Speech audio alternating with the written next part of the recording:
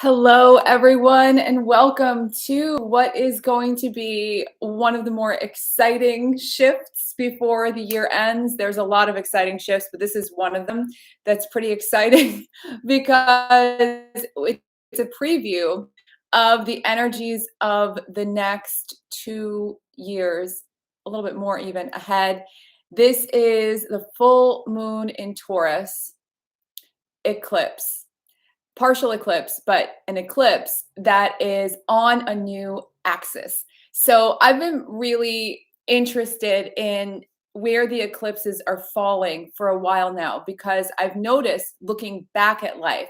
You look back over the times of the last sets of eclipses that fall in these signs, you can see things that were happening. And so listening to many astrologers over the years, I was like, wait a second, this is what happened during this last set of eclipses. This is what happened the last time.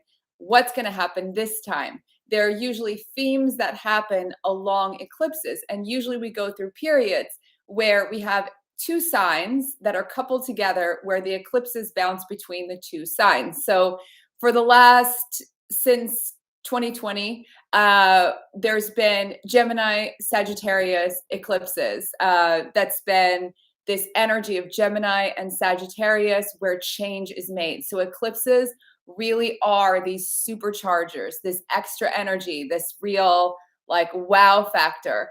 And so we've got these superchargers happening in Gemini and Sagittarius. And if you look at what 2020, 2021 has been like, it's been about the collective energy, what we believe, how we communicate.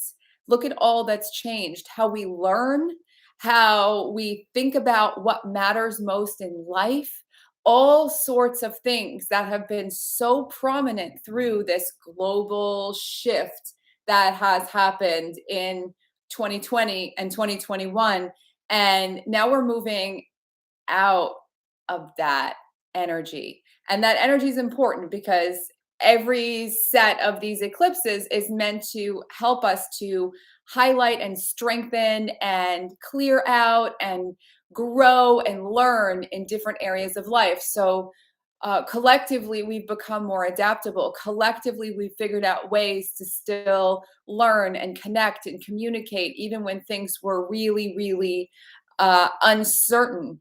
And the idea of sort of a collective looking at what matters most in life, reprioritizing all of these things.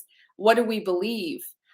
Belief systems have really gone into just skyrocketed through Gemini and Sagittarius. What do you believe? What is intrinsically true for you? Having a sense of faith, not even just spiritual faith, like faith in a divinity, faith in yourself, just a real powerful way that these eclipses really aligned with life.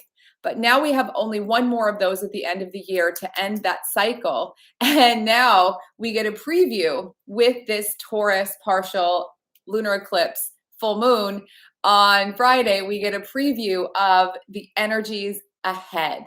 And the energies ahead are really, really fun themes. I find that they're really fun. I think that they're very much material and grounded because it's Taurus and Scorpio. And even though Scorpio is a water sign, it's about passion and depth and really being in that flow of all your passion. And of course, Taurus is very much material. It's about material pleasure, sensory pleasure, physical pleasure, joy, money, physical manifesting of things. And so to me, this is very, very exciting because a lot of us have felt like we haven't had as much physical contact with one another, with the world, in so many ways, and just thinking ahead as to how this could manifest in terms of building the new, rebuilding industry, rebuilding ways that you make money. I find that this is just phenomenal. It might even be a reinvention of how you make money. It might be a reinvention of how you manifest. It might be a big creative awakening, a realignment with your passions. And all of this is very exciting. This is very much building. And again, 2 full years ahead. When we get into the 2021 to 2022, when we end the 2021, get into the 2022 feng shui, and I'm going to start making videos of all that stuff coming soon, you'll see that so many of the themes of 2022 have to do in all ways with deep creativity, huge building, tons of abundance. It's the year of the tiger. It's the year of like really getting into that zone of pleasure and being proud of what you're doing and feeling this material manifestation. Like it's all of it is important. Our spiritual life is important. All these things are important, very important. But also just having those tangible things is very reassuring and grounding as well. While I love living on sort of the energetic plane, and I'm sure many of you too do as well, like really being in the sense of vibrations and feeling all the energies everywhere, there's something to be said for the physical stuff, your home, your space, the stuff around you, the material stuff. And this eclipse is in Taurus, which is the most material, grounded sign. So let's talk about this in terms of how you might want to make some shifts or start thinking about making shifts that are going to lead into all this 2022 energies that are coming. And so to begin, Earth is the element here, and Earth, first and foremost, is our home. Earth is our home on this planet, the larger home that we have. Earth is this giant globe that we're on, and Earth is also our home, our physical home, where we are, where we can feel at home. So I feel like 2022 is a feng shui year in every way, feeling deeply at home in your home, feeling like your home is grounded and you feel like it's a sanctuary, and you feel really present. It just feels in every way more sensory rich and more deeply, like you feel it in your body, deeply, deeply, deeply grounding. Now, when you're grounded, you also feel more present. And when you're more present, you have all your possibilities at your fingertips. The whole point of this feng shui in this way, in this unique way that I work with feng shui, that we teach in the School of Intention and that I share in all these videos in terms of how I approach everything, is about infinite possibility and creativity. And that is possible when you are present.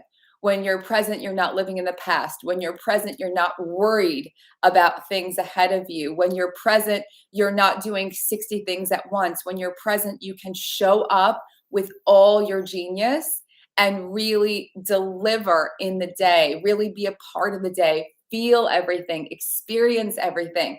It's so, so powerful. So this sense of being deeply present is also here with Earth, getting more creative. How?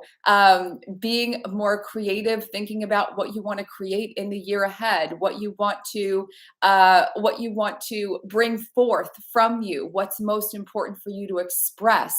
And again, material manifesting of stuff, this material manifestation of things, which is wonderful. So the big theme of this eclipse in my mind is decluttering everything in life and even in your home that is not aligned with what matters most to you. It's big. So decluttering what doesn't have meaning, what you feel like you've settled for, what you feel like you've been holding on to that no longer really jives with you, letting stuff go that no longer matches the vision you have in your mind. So if you're watching this in the live stream right now, above there's a link to the free feng shui decluttering video series, which is very, powerful. It's going to take you through energy clearing. It's going to take you through deep look at how you can start decluttering. But more than that, it's about not just decluttering, because I think decluttering is just one piece of the space making puzzle. The other piece of it is how you can start setting up a home that is a mirror of what you want, that is your vision board, that is your platform for manifesting more. And I'm telling you, 2022 is going to be such a year. 2023 as well. These are years.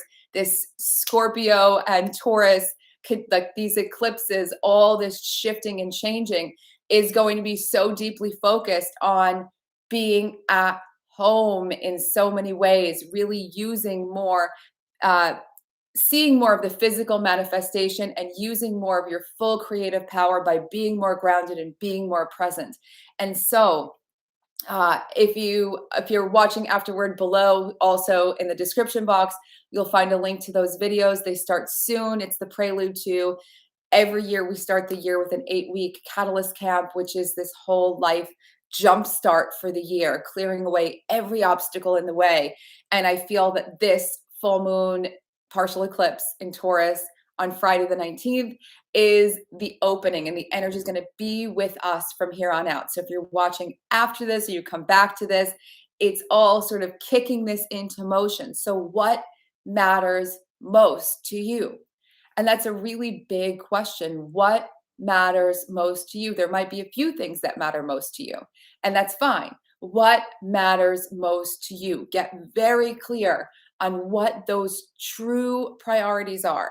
And you can even look in different aspects of your life. Like, okay, let me look at my job, my career. What matters most to me here? Is it focusing in different areas? Is it getting a new position where my skills and strengths are highlighted? Is it learning something completely new and that I'm passionate about? What matters most to me in this area? What matters most to me in my relationships?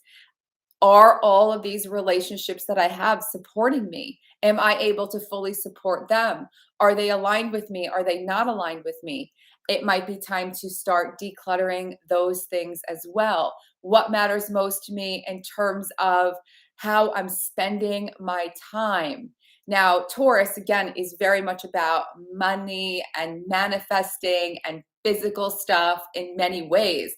But how you spend your time is your most valuable resource. You can't get that time back. You could always make more money. You cannot get that time back. So where are you spending your time, and is it valuable for you? These are big questions that you can ask yourself. Look at this week. You can look into these things. Just start looking at, where is my energy going? Where have I been spending my time? What actually matters most? And get a little micro with this, meaning, where am I spending my time in the middle of the day? Do I find myself scrolling through social media, or do I spend my spare time complaining about things, or do I have a lot of time to air my grievances to people? Like, or, do I spend a lot of my time holding in my true thoughts rather than expressing them? How are you really spending your energy? How is it flowing through your life and through your home? And so in your home, you can do a little investigation and ask yourself, what is it that I have that I've been settling for? So I started doing a little bit of looking through this stuff. What have I been settling for? What have I been settling for? And it's prompted 1, 2, 3 home projects that I'm ready to do, so that I don't feel like I'm settling for things, like settling for a wall color that I just don't want to see, settling for furniture that I no longer feel connected to.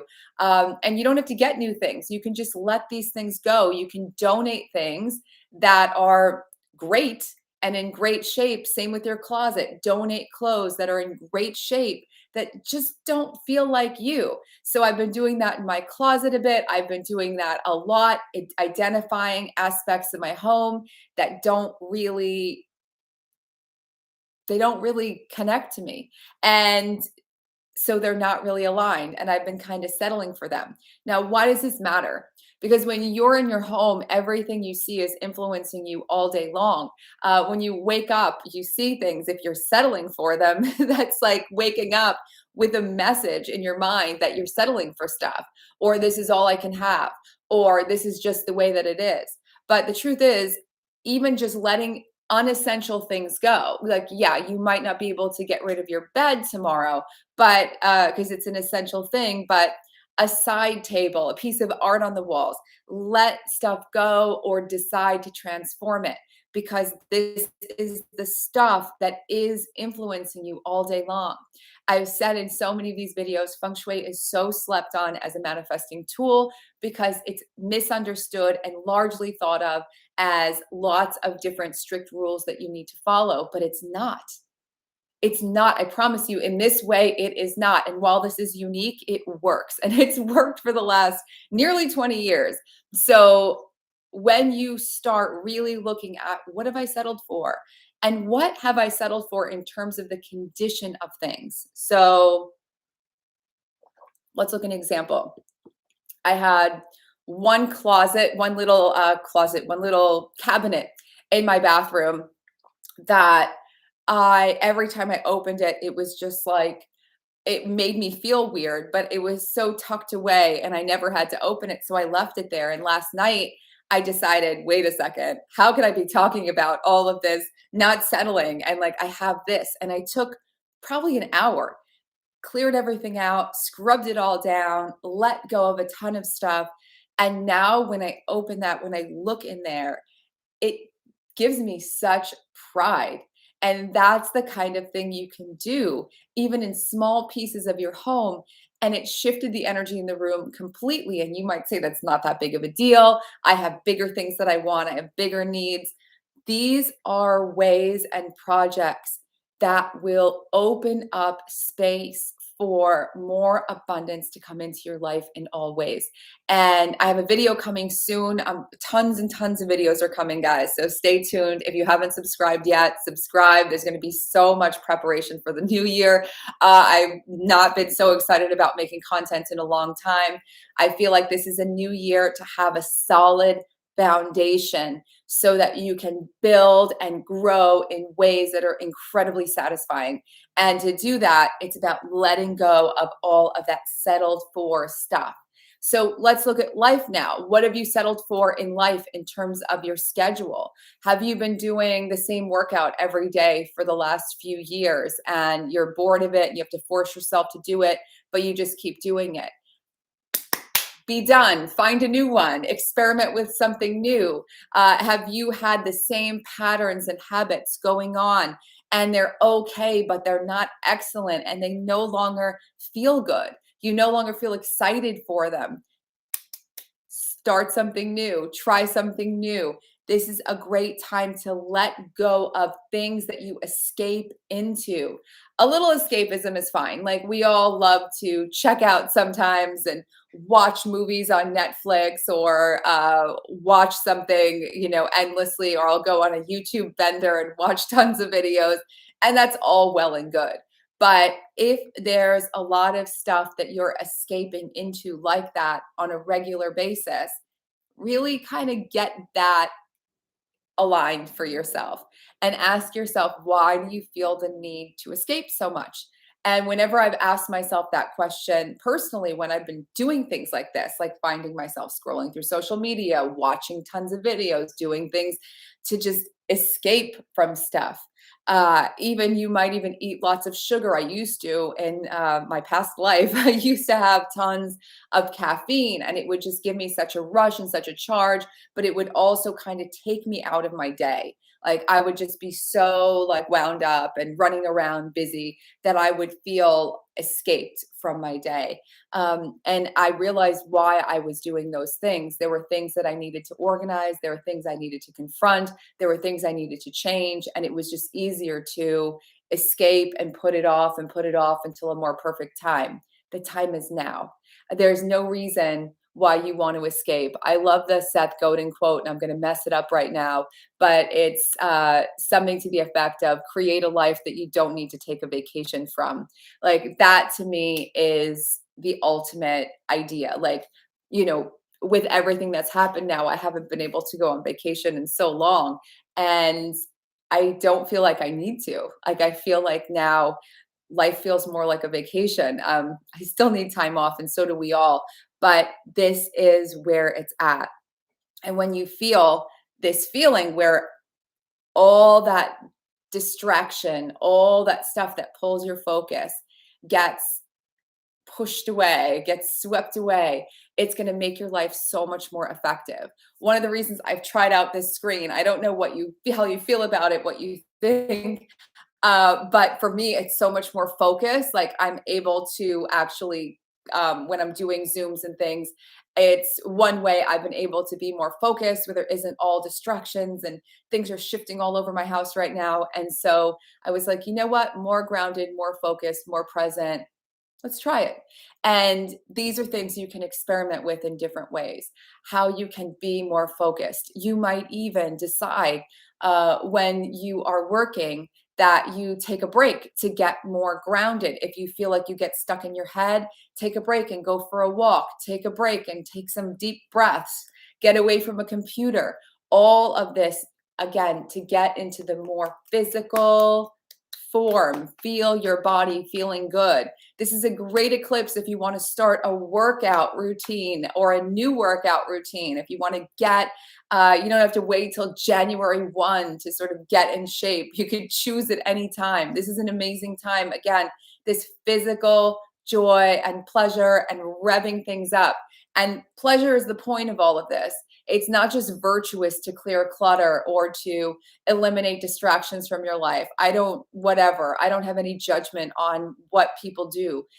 It's more about doing more of what you love. Do more of what makes you happy. Doing more of what makes you happy. Doing more of the things that fill you up. The point of doing all these shifts and changes is not just to be a better person. You are a great person. You don't need to change anything to be a better person. You're fabulous the way you are, no matter how much clutter you have or anything else going on in your life. That is not the reason to do this. It's so that you can enjoy life more. It's so that you feel more creative, more free, more possibilities, more openness, more abundance coming into your life. You feel better. You move through the day more joyfully. And this is something that you can start thinking about. How can I even add more pleasure to what I do now on a daily basis? So what are some things you have to do that you don't particularly like? And how can you make them a little bit more joyful? And you can start right now. So I'll give you one example. Again, I'm pulling examples from my life. I don't like to just go on and on. You don't have to do what I'm doing, but just to give you some examples, one of the things I have to do every day is answer a lot of emails.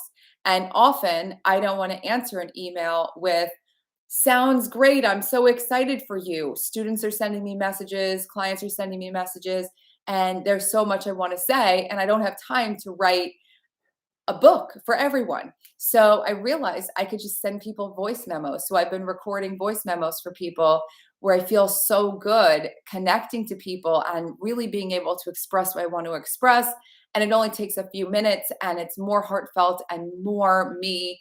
And so that was one way I could answer a lot of emails and feel really good in the process. For you, it might be that, there's something in your job that you don't like to do that's monotonous. Maybe you start playing music in the background. Maybe you're wearing headset at work and playing music if you're allowed to, or you play a game with yourself. And once you get a certain amount of stuff done, you take a break and do something you love to do. Just having that aspect of fun and games mixed into things. This can be much more joyful, much more pleasant, much more pleasurable. And when you're in those realms of more games and more creativity and more heartfelt communication, that's powerful. That's going to have an impact, and that's going to come back to you in abundant ways. So think about how you can infuse more joy into those types of things that you even have to do that you don't love, but they're just inevitable. That could make a really big difference. And in addition to that, just something you might want to write down as a note or just keep in your mind is that when you're really present, you can really experience more of the everyday small pleasures, things that you might just walk right past. And there's an exercise that I was taught that I thought was fascinating, which was to carry around a little notebook. And I don't do this with a notebook anymore. I actually do it with my phone taking pictures. But is to walk around, or when you go for a walk, when you're out for the day, even when you're in your house, really take note of all the interesting, maybe majestic things that you never noticed before. So I was doing this yesterday and I was on a walk, and all of a sudden I looked up and I saw figs in a tree really close to my house, and they're public. So there's going to be figs to harvest. And I was like, oh my gosh, I have walked down this block hundreds, thousands of times, and I have never seen a fig tree here.